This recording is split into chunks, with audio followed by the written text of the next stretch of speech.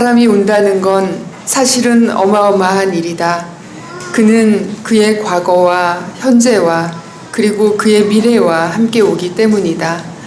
한 사람의 일생이 오기 때문이다. 부서지기 쉬운, 그래서 부서지기도 했을 마음이 오는 것이다. 성령 강림 후 14째 주일, 행운이 오기를 바라고 운 좋은 일이 생기기를 바라면서 내가 먼저 누군가에게 행운이 되며 운을 바꾸어 주는 것은 생각하지 못했습니다. 이 시간 기다리는 그 사람이 먼저 되어주게 하옵소서.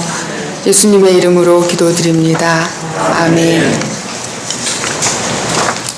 막힌 담을 헐고 갇힌 자를 풀어주시는 해방과 자유의 하나님, 이 땅에 해방과 평화의 왕으로 오시옵소서. 포로된 자에게 자유를, 눈먼 자에게 다시 보게 함을, 눌린 자에게 자유를 주셔서 날마다 우리의 영혼이 해방의 감격 속에서 살아가게 하옵소서.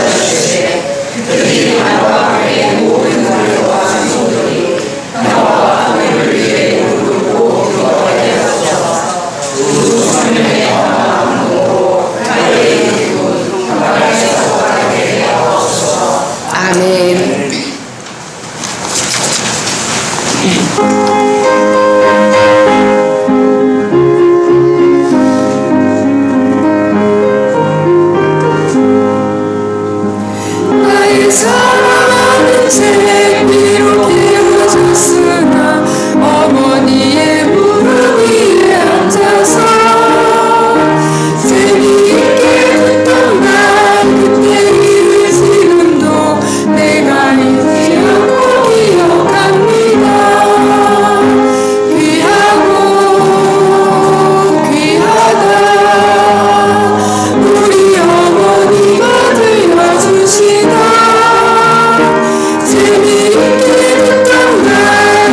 중에 있으니 이 성령심이 사랑합니다. 이날 용맹스럽던 다니엘의 경험과 유대 임금 다윗왕의 역사와 주의 성지의 귀한 아름다운 하늘에 올라가던 일을 기억합니다.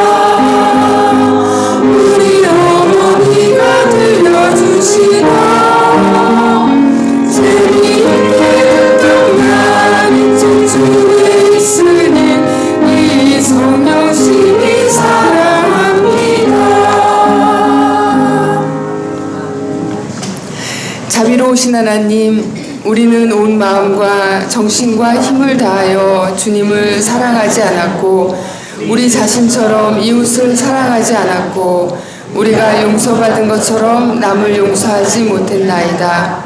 주여 우리를 불쌍히 여기소서. 침묵으로 참회의 기도를 드립니다.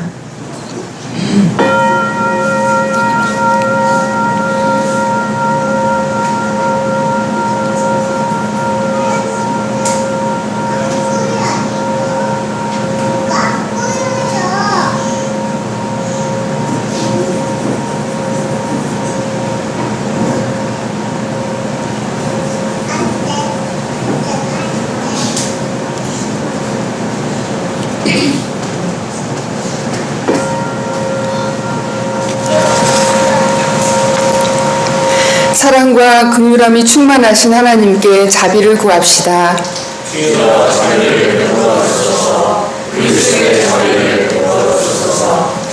하나님께서 여러분을 용서하셨으니 여러분도 이웃의 잘못을 용서하십시오.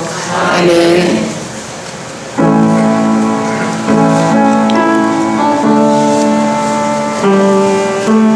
주님 저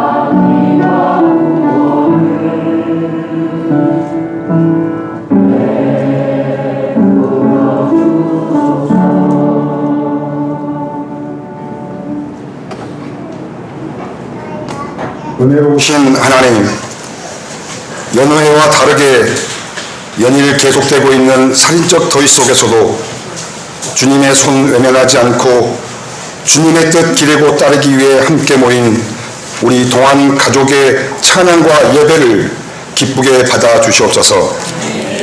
기후의 위기가 이제 위기가 아닌 현실이 되어버린 듯합니다. 올 여름이 앞으로 가장 시원한 여름이 될 것이란 말이 있습니다.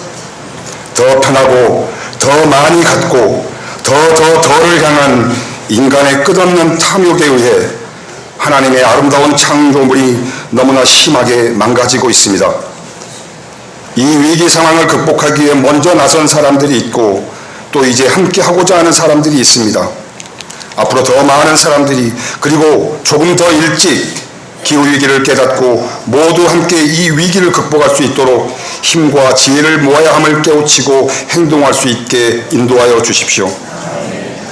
오랜 세월 교직에 근무하시고 이제 정년 퇴임하신 송미정 권사님의 제2의 인생을 또한 주님께서 함께해 주시라 믿습니다. 주님 보시기에 비록 작은 교회이지만 함께하는 동안의 모든 가족이 어느 누구보다도 더 흡족한 주님의 제자이자 주님의 뜻하신 바를 따르고자 하는 그 자체임을 의심하지 않습니다.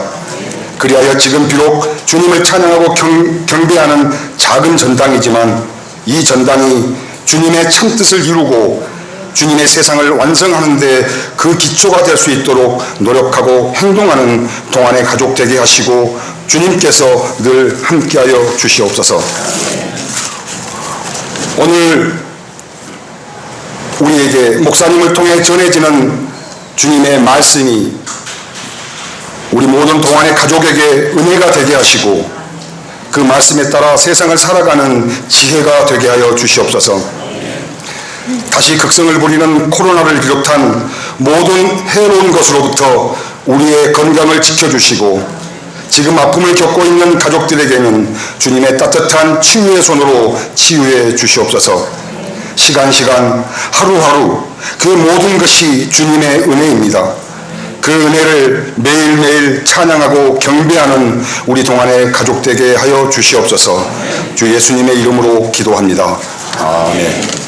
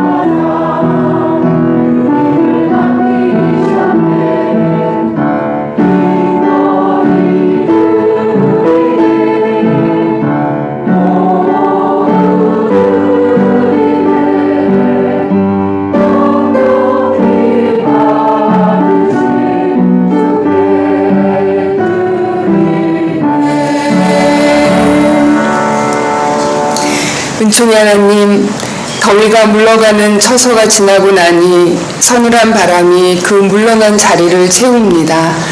힘든 시간들이 지나가고 다시 희망과 위로의 시간들이 차오릅니다. 아픔과 슬픔과 고통과 고난의 때를 지나고 있다면 그것들도 어느새 물러나는 무더위처럼 저만치 가버리는 때가 온다는 것을 알고 오늘을 살아가게 하옵소서. 땀 흘려 일하는 보람과 기쁨을 허락하시니 감사드립니다. 무거운 삶의 무게를 지고 걷더라도 그 무거운 짐을 감당할 수 있는 힘을 주시는 줄 믿습니다. 10의 1을 성별하여 주님께 바칩니다. 남은 10분의 9를 주님의 은혜로 가득 채우소서. 작고 연약한 이웃과 지체들을 위해서 나누는 선교의 손길들을 기쁘게 받아주소서. 우리의 나눔이 날마다 커지며 더 멀리까지 뻗어갈 수 있게 하소서. 기쁨을 나누게 하소서. 오늘 특별히 케냐 선교사 박찬수 목사님과 정은영 선교사를 위해서 기도합니다. 우리 작은 나눔이 한 번이라도 더 일으키는 힘이 되기를 원합니다. 또한 동안교회와 연대하여 겨자시원금을 보내주시는 형제자매들 늘 그 삶과 믿음의 여정을 지키고 동행하옵소서. 감사의 예물을 드립니다. 사랑하는 아내, 어머니의 일주기를 추모하며 감사의 예물을 드립니다. 비록 육신으로는 더 이상 함께하지 못하지만 남겨놓은 사랑과 기억으로 영원히 함께하는 줄 믿습니다. 오랜만에 여행을 감사하며 삶의 모든 순간이 기쁨의 여행이 되기를 고백하는 딸의 기도와 감사 받아주소서. 또한 오늘도 더없이 기쁜 생명의 여행이 되게 하소서. 쉼과 회복의 시간에 감사하는 딸의 기도와 예물을 받으소서. 온전히 회복하게 하시고 주신 몸 잘 돌보아 더욱 많은 선을 행하는 삶으로 인도하여 주옵소서. 범사에 감사하는 손길들, 그 모든 감사와 삶을 기쁘게 받아주시고 그 모든 삶들을 통하여 주님 영광 받으소서. 생일을 맞아 감사하는 아들의 예물을 기쁘게 받아주시고 주신 생명의 날들 모든 순간 주님 함께 하옵소서. 인생에서 일어나는 크고 작은 일들 속에서 절망과 어둠이 아니라 빛과 사랑이신 주님을 향하게 하시니 감사드립니다. 그 길에서 누군가의 손을 잡아주게 하시고 함께 생명의 기쁨을 나누며 누리게 하옵소서. 예수님의 이름으로 기도드립니다. 아멘. 주님의 평화가 여러분과 함께 서로 평화 인사를 나눕니다.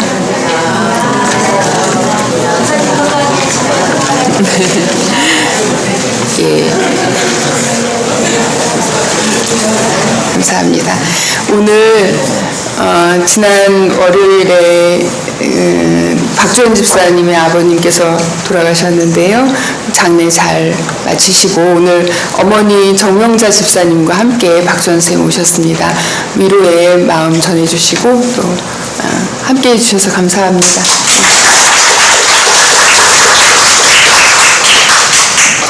그리고 오늘 우리 한찬우 집사님 여행 갔다 오셨어요. 선물 사갖고 오셨나요? 오늘 선물 받으시는 네, 그래서 이제 우리 권사님도 한 2주 만에 오셨어요. 건강한 모습으로 더 아름다워지신 모습으로 오셔서 감사합니다. 예, 인사 나눠주시고요. 오늘 성령 강림 주일 마지막 주일, 성령 강림 후 마지막 주일입니다. 그리고 오늘 성서 모임 후에 성김이 모임이 있습니다. 그리고 이번 주 원래 토요일에 그 동안TV 개국 방송이 예정돼 있었는데 조금 연기하기로 했습니다. 연기하는 대로 다시 일정 알려드릴게요. 그리고 오늘부터 시험 방송 우리 예배에 유튜브로 생중계합니다. 이번 주 내일 모레 이제 시차례가 있고요. 그리고 지금 코로나 다시 유행하고 있으니까 특별히 조심하시고 마스크도 더우시지만 가끔은 좀 착용하셔도 좋겠습니다. 그리고 이번 주 수요 찬양하는 동안은 이번 주는 8시에 모이도록 하겠습니다. 그리고 이제 오늘 섬김 모임 후에 이제 다음 주에 전체 교인 회의한 후에 다음 달부터 약간 변경되는 사항은 다음 주에 공유하도록 할게요. 그리고 말씀과 삶 9월호 10월호 나왔습니다. 창조절 말씀과 삶으로 함께 해주시고요. 9월호의 절반을 제가 썼습니다. 그래서 10권 더 주문했어요. 꼭 가져가시기 바라고요. 예. 그리고 아까 말씀드렸지만 이제 박주현 선생님 아버님 지난 월요일에 하나님 품에 안기셨고, 그리고 송미정 권사님 지난 23일에 39년간의 교직 생활을 마무리하시고 정면 퇴임하셨습니다. 축하의 박수 쳐드릴까요?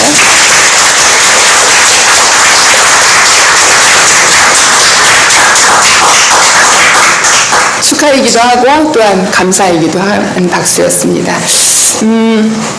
오늘 좀 선물이 많습니다. 일단 하나하나 말씀드릴게요. 일단은 우리 정한석 집사님이 새우를 키우시는데 오늘 첫 수확을 함께 점심 식사 시간에 나눕니다. 새우 다 집에 가지 마시고 드시고 가시기 바라고요.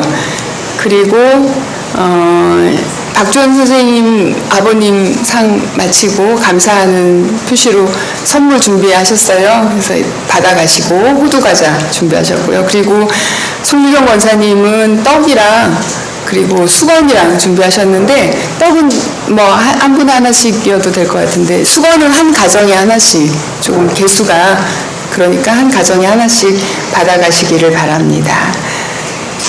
또 선물 있을까요? 한철우 집사님? 네?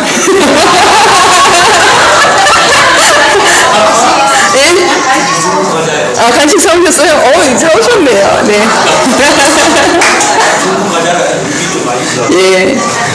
장가계를 보고 그 장엄한 자연을 보고 오셨으니까 그 눈도 좀 맞추시고요. 교제 나누시기를 바랍니다. 오늘은 누가 특송이냐면 동안 말끔히 우리 교회를 깔끔하게 깨끗하게 뒷마무리하고 청소하고 하는 말끔이들이 오늘 특송하시겠습니다.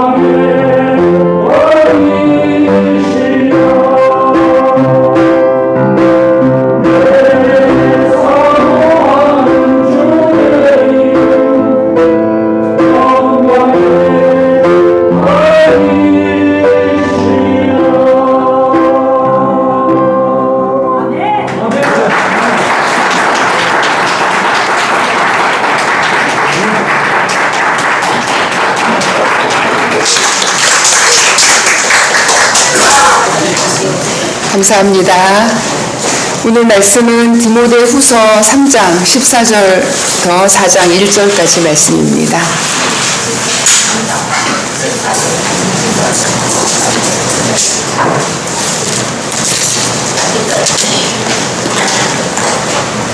교독하겠습니다. 그러나 그대가 배워서 굳게 믿는 그 진리 안에 머무십시오. 그대는 그것을 누구에게서 배웠는지를 알고 있습니다.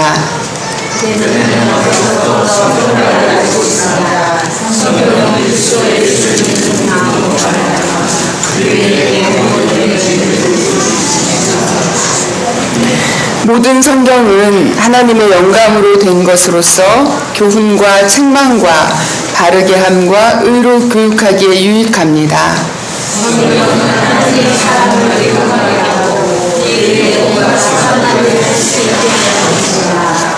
나는 하나님 앞과 산 사람과 죽은 사람을 심판하실 그리스도 예수 앞에서 그분의 나타나심과 그분의 나라를 두고 엄숙히 명령합니다.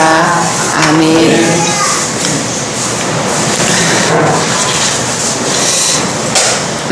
저는 유명해지고 싶다는 욕심이 있기 때문에 날밤 새면서 했었어요.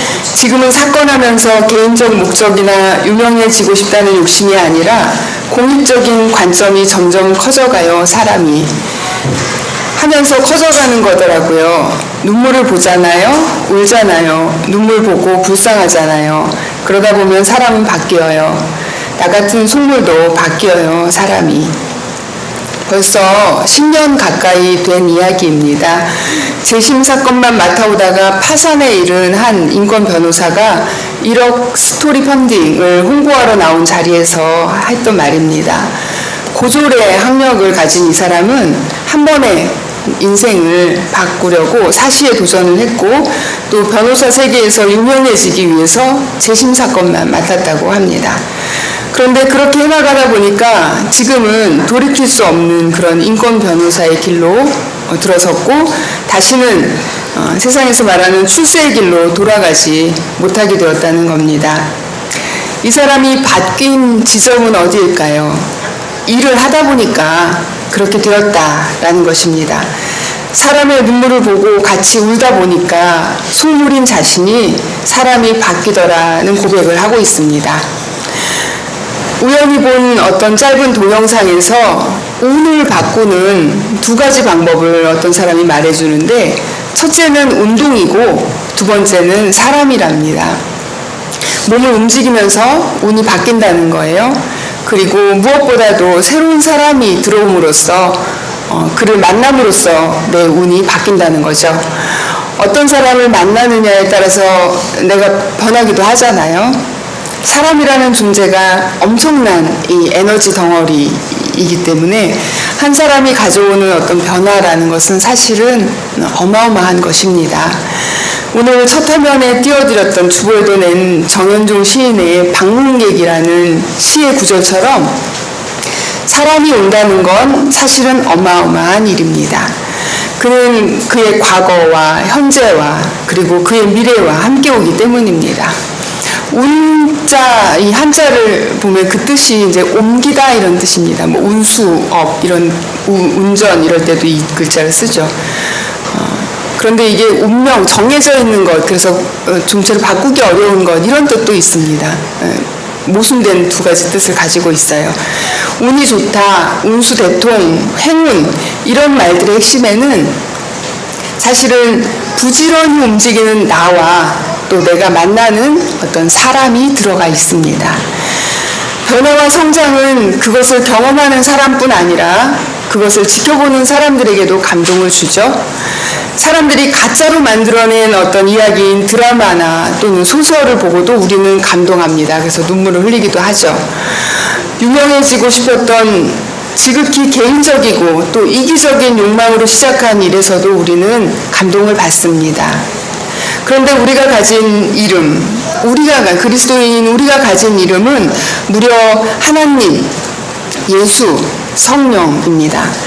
이 이름들이 그저 우리의 입술에서 맴돌다가 사라지는 힘없는 단어가 아니라, 또는 내 욕망을 채우는 데만 이용되는 이름이 아니라 죽어가는 생명을 살리고 무너진 집을 다시 세우며 또 모든 존재들의 근원임을 믿는다면 이제부터 우리의 삶이 바뀌어야 할 것입니다.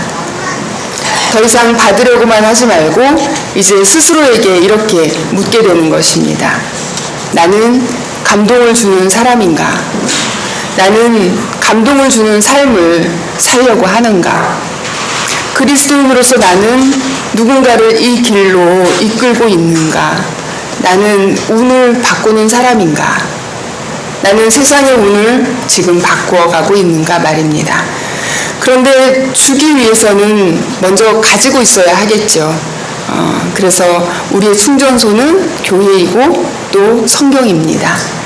오늘 우리가 읽은 이 본문은 바울이 죽음을 앞에 두고 로마 감옥 안에서 그의 몹시 사랑하는 제자이자 동역자이자 또 아들 같은 디모데에게 보낸 그 편지의 마지막 부분입니다.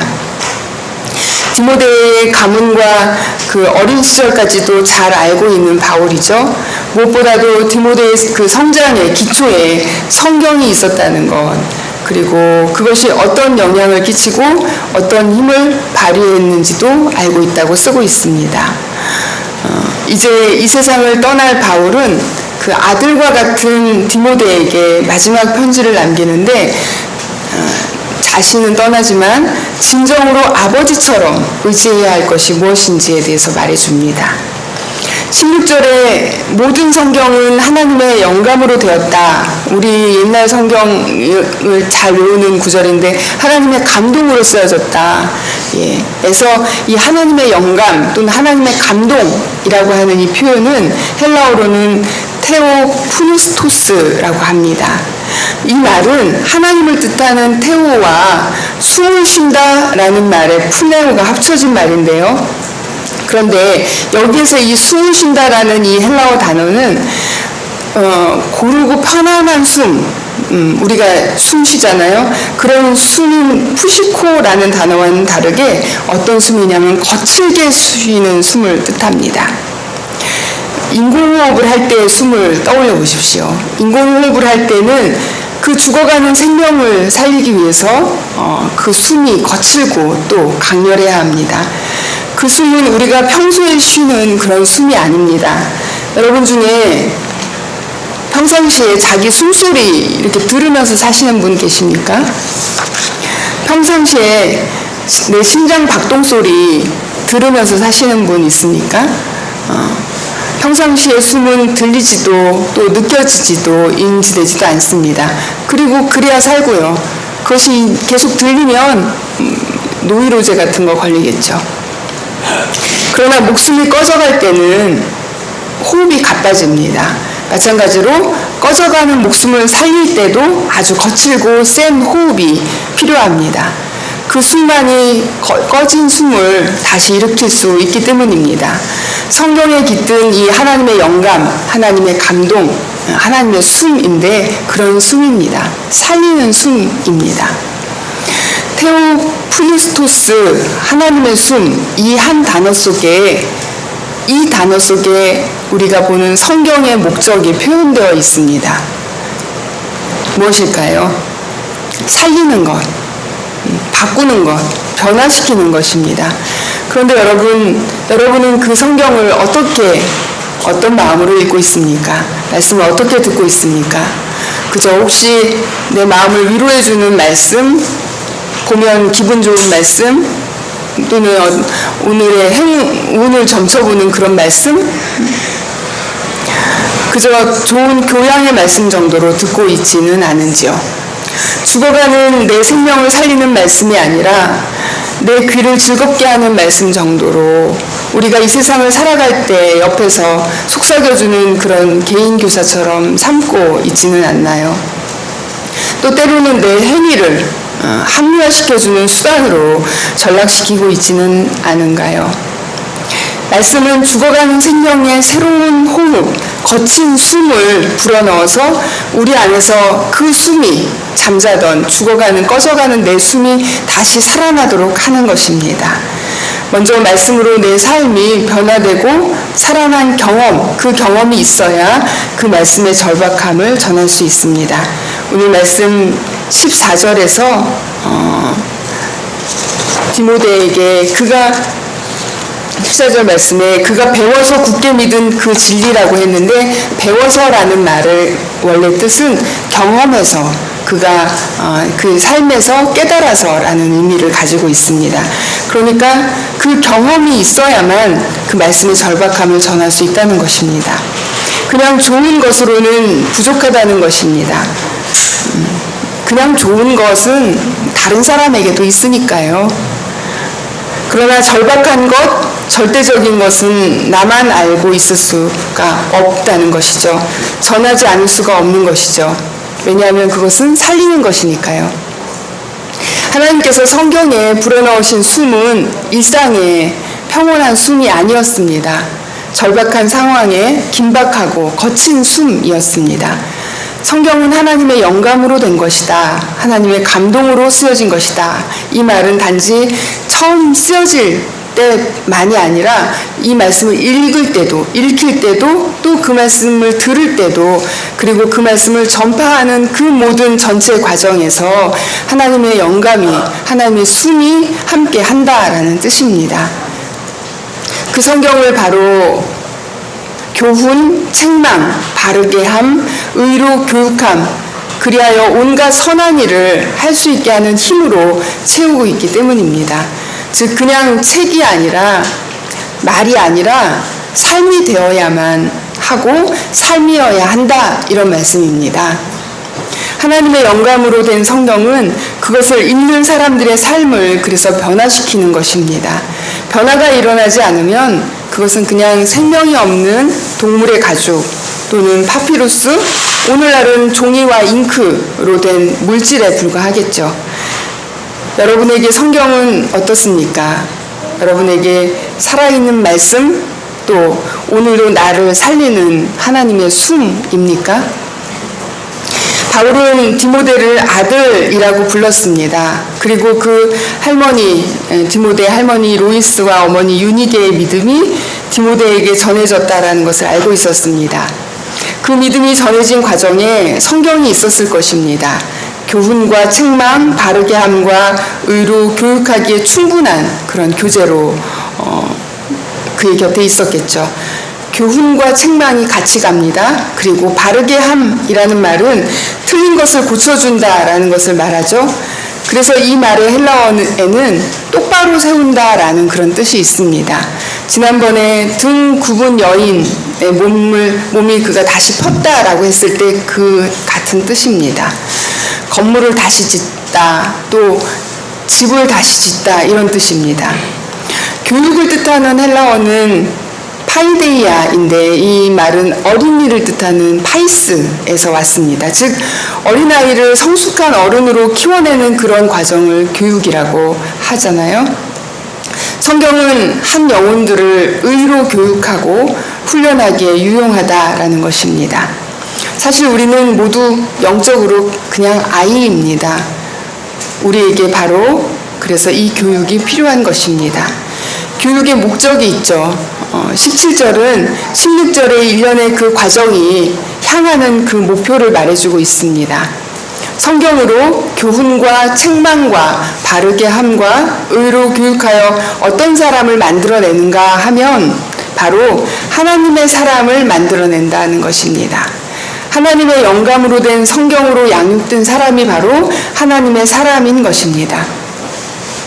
창조 때 하나님의 숨을 불어넣어서 사람을 완성시키잖아요. 오늘날 그 숨은 성경을 통해서 우리에게 불어넣어지는 것입니다. 하나님의 숨이 들어오지 않는 피조물은 그냥 흙덩어리, 그냥 고깃덩어리에 불과하겠죠. 거기에 하나님의 숨이 불어넣어져야 생명이 되는 것처럼 성경의 말씀으로 길러져야만 참으로 하나님의 사람이 되는 것입니다. 하나님의 사람이란 그래서 어떤 사람입니까? 바울과 디모데를 두고 성경은 그렇게 불렀고, 구약에서 하나님의 사람은 예언자들을 가리키는 표현이었습니다. 그리고 모세와 사무엘 같은 그런 사람들을 두고 하나님의 사람이다 이렇게 표현했죠.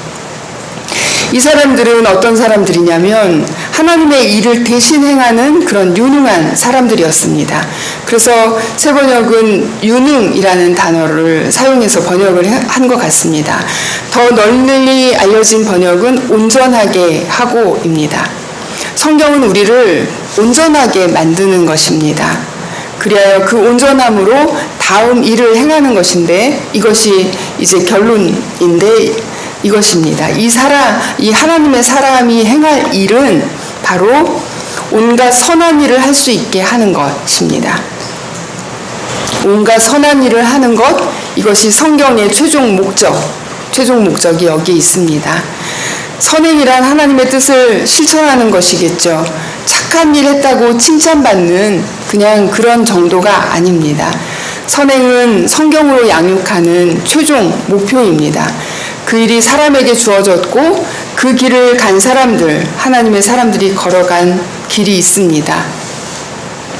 그러나 그들의 길은 험난했습니다. 죽음이 기다리고 있었고 감옥이 그들을 삼켰죠. 예언자들이 이루지 못한 꿈, 예수께서 다하지 못한 꿈, 박해 가운데서 꺾여버린 그 초대교회 그리스도인들의 꿈, 그리고 사도 바울이 이어가던 꿈, 그 꿈을 이어서 실천하는 것입니다. 사도 바울은 자기 인생을 이렇게 한마디로 정리합니다. 디모데후서 4장 7절에서 나는 선한 싸움을 다 싸우고 달려갈 길을 마치고 믿음을 지켰다. 그는 자기의 사명을 완성했습니다. 그러나 그것이 성공했기 때문에 완성이라고 말하는 것이 아닙니다. 그는 감옥에서 죽었습니다. 박해자의 박해의 손을 피할 수 없었습니다. 그러나 그의 삶이 패배한 삶이라고 할 수 없습니다. 그가 죽었다고 또 할 수 없죠. 왜냐하면 그의 삶이, 그의 숨이 그의 아들 디모데에게로 이어졌고 교회로 이어졌으며, 또한 오늘 바로 여기에 우리에게까지 이어져서 지금도 그 숨이 살아있기 때문입니다.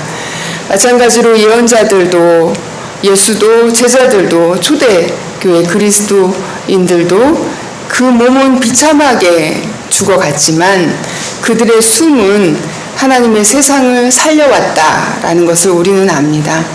하나님의 말씀이 그들을 살렸고 그들을 통하여 우리가 살았습니다. 바울도 디모데에게 그가 갈 길이 순탄치만은 않다는 것을 말해주고 있습니다.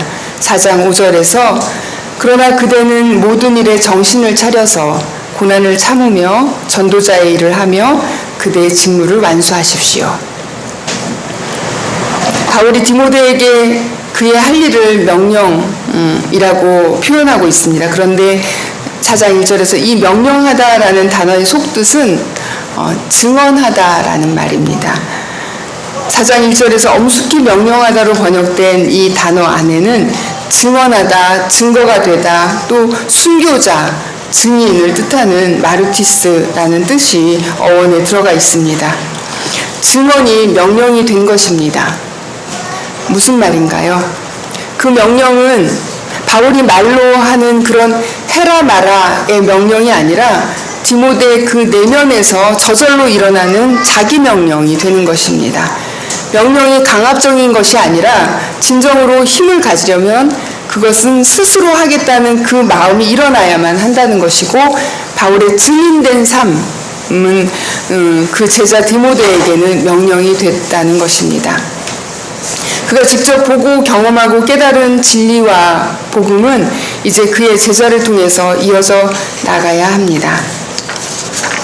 오늘날 표를 보실게요. 오늘날 기독교인 숫자는 계속 감소하고 있습니다. 20대에서 40대 개신교 교인의 비율은 최근 10년간 절반 감소했습니다. 그리고 다음 표를 보면 가나안 성도 아시죠? 거꾸로 말하면 교회 안 나가는 성도들인데, 그 비율은 지난 10년 새에 2.5배 증가했습니다. 지금 26.6%. 그러니까 우리나라 개신교인 4명 중에 1명 이상이 교회에 가지 않는 것입니다.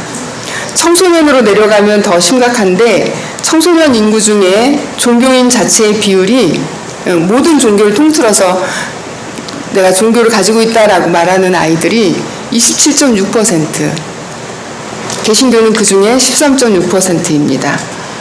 이대로 가면 10년 후에는 개신교 교인이 전체 우리 인구의 12%대로 줄어들 것이라고 예상합니다. 그 중에 또 가나안 성도는 거의 40% 되고요. 그러니까 10년 후 교회 다니는 사람이 30만 명 정도로 줄어들 것이라는 소리를 제가 어디서 들었는데 잘못 들은 게 아니었습니다. 그런데 기독교인 숫자가 줄어드는 것보다 더 심각한 문제가 있습니다. 세상에 기독교에 대한 혐오가 점점점 커져가고 있다는 것입니다. 당연히 그 혐오와 또 이렇게 교인이 줄어드는 것이 관련이 있겠죠. 그 원인이 바깥에 있지 않다라는 것입니다. 바로 우리 자신에게 있다는 것입니다. 기독교는 세상을 밝히는 빛과 소금의 역할을 하지 못한 지가 오래됐습니다. 그래도 교회 다니는 사람이 좀 선하지 하는 말은 옛말이 되었습니다. 지난주에 우리 오후에 차 마시고 하는 동안에 신두철 집사님께 어떤 교회의 주차장 이야기도 들으셨잖아요. 주차장을 내주는 교회를 두고 이웃 사람들이 그 교회는 세상에 그 교회만 교회다 이렇게 말을 한다고 합니다.